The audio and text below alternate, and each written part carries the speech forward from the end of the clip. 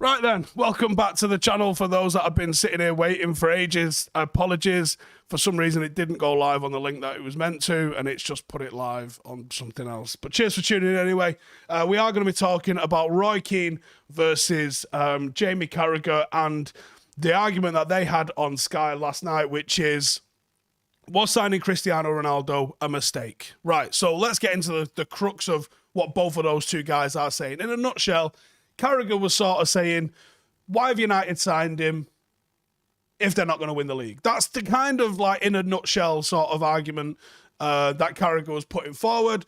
And Roy Keane wasn't really even arguing, except to say, well, United probably won't win the league. And United can still win trophies. And then he was saying, like, I don't feel it's fair that Ronaldo has been blamed for United's failure to press. There's obviously been a ton of other problems. And Roy Keane's absolutely correct in this. When you looked at that 11-goal sequence of conceding goals that we did just in that 1 week from Leicester right the way through to Liverpool, with that Atlanta in the middle, when you look at the way United conceded those goals, that was not because we didn't press. It really wasn't. It was nothing to do with us not pressing. It was just dog shit defending. Nothing to do with the lad who's standing down the centre of the pitch up front. Nothing whatsoever. Now you can say, well, if you press a little bit further up the pitch, you might win the ball further up the pitch. Yeah, that's valid. But it still doesn't explain why Salah's getting across Harry Maguire's front post, does it? So Ronaldo being made to be this scapegoat. Cristiano Ronaldo's record since he's come back to Manchester United is absolutely phenomenal. For a guy that's 36, 37 years of age, that's supposedly finished, choosing to come back to a team that wasn't guaranteed to win the league, Lionel, choosing to come to a team that is struggling, that is under pressure, that is fighting with three teams that are arguably three of the best four teams in Europe at the moment in City, Liverpool and Chelsea. You got to admire the guy's balls to do that. He did not come back to Manchester United and go, put it all on me, I'll win us the league. Now, we as fans, we all came into this thinking, well, we've levelled up from last season. I would expect us to challenge or expect us to go a little bit closer.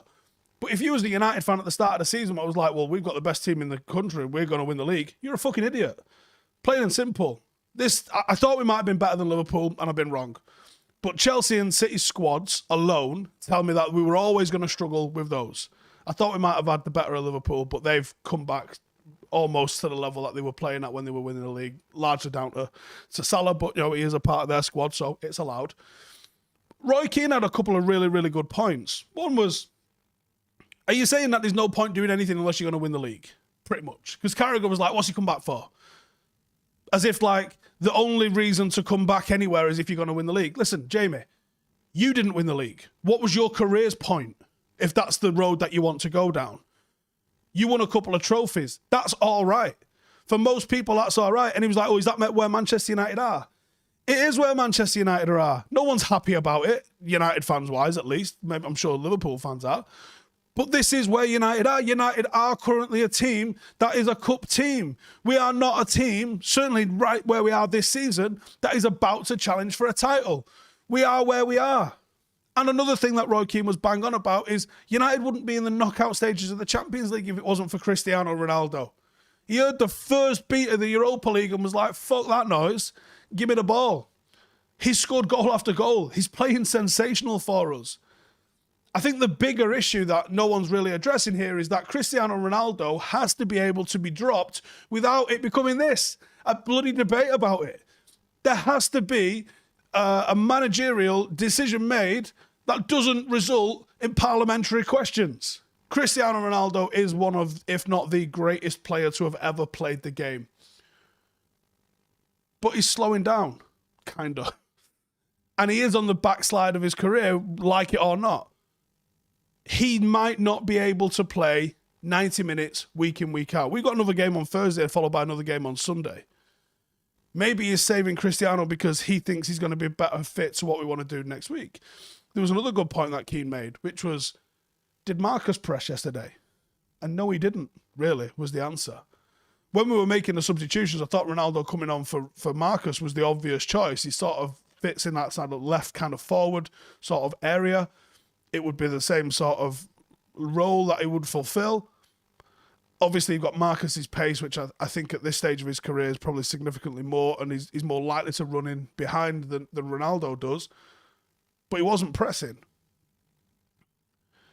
And pressing isn't everything. Even if you're going to have a manager that presses, doesn't mean that there's other things that have to happen on the football pitch. And it doesn't mean that players who aren't natural tendency to press are useless or can't be adapted into a system. Not every single person's going to cut around the place like Tevez in his prime.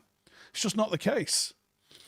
This whole argument of was signing Cristiano Ronaldo, my opinion, no, it wasn't. We're only in the knockout stages of the Champions League because of Cristiano Ronaldo. It posed a problem, but it's not a mistake.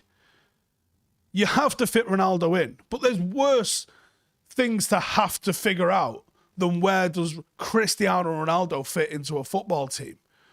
And I think a good manager is going to be able to find a way to get the best out of a team with Cristiano Ronaldo in it. Because he is an asset that winning mentality, that drive, and like Roy Keane said yesterday, while he's on the pitch, you feel something. You feel like if we just get one chance. Now, I'll put it to you guys. If that ball lands to Ronaldo just outside the box, in the circumstances where Mendy has passed it to him instead of Fred, do you think it's a different output?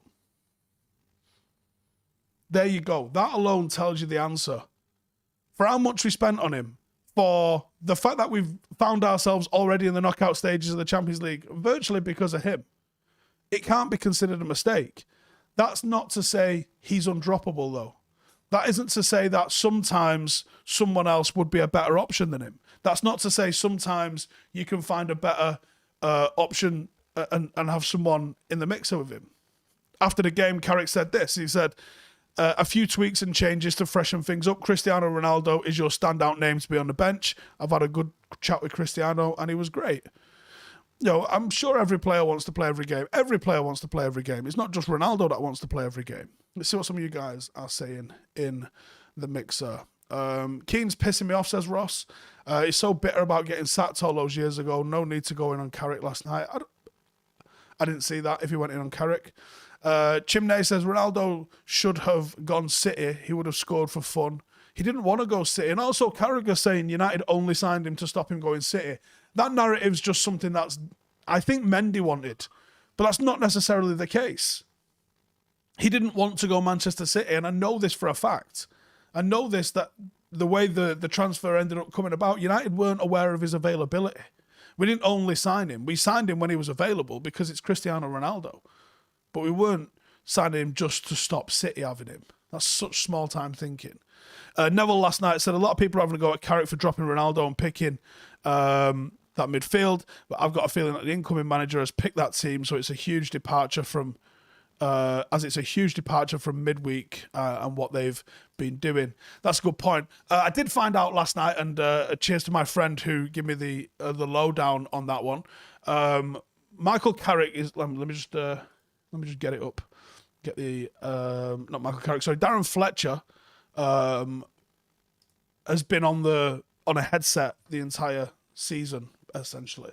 Obviously, Sky honed in on it last night and said, "Oh, he's on the phone to Ralph Rangnick," which wasn't the case, and it hasn't been the case obviously all season. We mentioned this in the fan cam last night, but so he was on a call with Paul Brand and Luke Lazenby, who are analysts, and they're looking at both halftime feedback and in-game feedback. They use something called Huddle. We also use it at Paddock FC. I think they have the more expensive version of Huddle than we do, but Huddle's analysis software, and they will be looking at. They have the tactical angle. So they'll be replaying the game, picking out different parts, looking at strategic different bits of the game where they want us to go. You might have, but he's not in work at the moment, is he? But you might have seen Sam Allardyce. Sam Allardyce used to get walkie-talkies and stuff like that. So I don't know what sort of call they're on, but you got to think in a lot of these stadiums you don't get signal. So I think it might have been something more over Wi-Fi or something like that, but I don't think it'll have been like just a network call as usual. Or Fletcher's listening to the Proclaimers. Yeah, it could have been either. But yeah, Fletcher's done this for the entire season. I don't know why Sky just picked up on it now and are asking about what, is he on the phone to Ralph Rangnick? I guess it's a great story if he is, but it's not necessarily the truth. Benzema was the only presser and he won 3 Champions League trophies. Point. Ronaldo had already started slowing down by then, yeah. Ronaldo is the GOAT, says Ike. It seemed that Rangnick was the manager for that game in all but presence. There's a lot of people doing that, yeah, but I mean, it might have been down to Michael Carrick, or Neville could be correct in terms of that. They've had a little bit of that, yeah.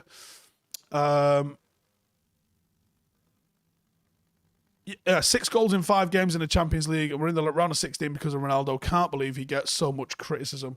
It's usually Carrick on the phone. It quite often is Carrick on the phone. I think they're going to be on some sort of a network between 3 or 4 of them. Let's be real, he's done. Right, okay. Why is our technical director on the touchline, though? That's weird.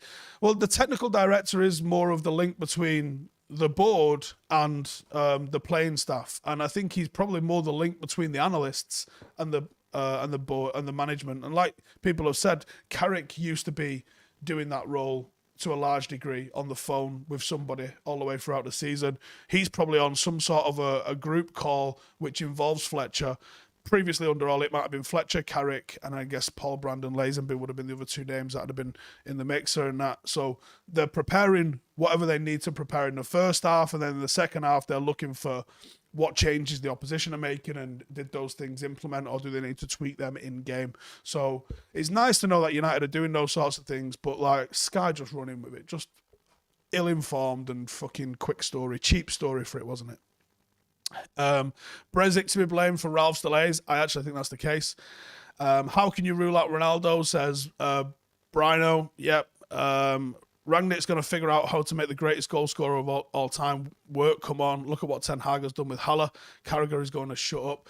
I also don't think it's just about getting him to work. I think it's just fitting his personality into the system. Ralph Rangnick isn't like, this is the only way that we can play football. He's an extremely adaptable kind of guy. So I'm pretty sure we're going to find out. It might not be there by Thursday. It certainly shouldn't be there by Sunday. If it wasn't there by Thursday, it's going to take a couple of weeks, but you'll start to see slight tweaks in it, and hopefully it's enough to start getting some points, because I'm gutted that we didn't pick up 3 points yesterday. Ronaldo will do good if all of us press together. Right now it's like Sancho press, but Rashford doesn't. Wan-Bissaka press, but Telles doesn't. So Telles was poor yesterday. Until Wan-Bissaka gave them a gift of a pen, I didn't see Chelsea scoring. That's it. They had all the possession. They had all the shots. But outside of the penalty, in 24 shots, they only mustered an XG of like 1.5 goals, something in that sort of ballpark. So, you know, they're not... They weren't absolutely tearing us a new one. De Gea had a couple of decent saves to make, but it wasn't the Alamo, was it? I've seen way more one-sided games than that. So you have to change the system to accommodate Ronaldo. How is that good recruitment?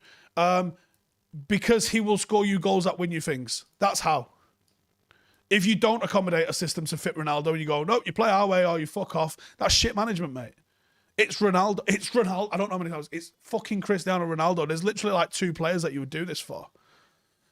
And Chimney says the stats show that Ronaldo runs more than Aubameyang, Lukaku, Kane, and only Salah runs more than him. So why does everyone criticise Ronaldo? There you go. Why does everyone criticise Ronaldo? Because they want to criticise Ronaldo. They don't want to acknowledge the fact that he has certain characteristics that may or may not suit different ways of playing a little bit better. Do you think if he went Manchester City, he's not going to be asked to press at times? Now, City don't necessarily look like they're pressing as much as, say, Liverpool do, or what United are certainly going to do in the next 6 weeks. But Manchester City press. They just end up with 70% of the possession. So when you watch a Manchester City game, them pressing is such a small part of their game that you don't really notice it too well. Right, anyway, that's all I'm going to do for this morning. I just wanted to put a little bit of opinion out there. Nonsense to criticise Ronaldo. Jamie Carragher just looking for anything to have a jab at United with. I think he's made some pretty good points of late, certainly against Neville, who's been a little shy in coming forward in certain areas with stuff, but he was absolutely incorrect. Hang on, not just saying here, Totsport have already started criticising Rangnick, questioning what he's ever done, and he's not even through the door yet. They just need to look into the guy's history. It's as simple as that. Like I said on the watch along yesterday, if Eddie Howe had done what he did, which was a sensational job with Bournemouth, taking them from the lower leagues right into the Premier League, and then got them to the Champions League semi-final, he would be the England manager right now, and he would be getting every big job in the world. And he didn't. And Ralph Rangnick did. Thank you very much. Good night. 5 things will be out in a little bit later on as well. So if you're new, subscribe and you'll be getting that in a few hours. Laters.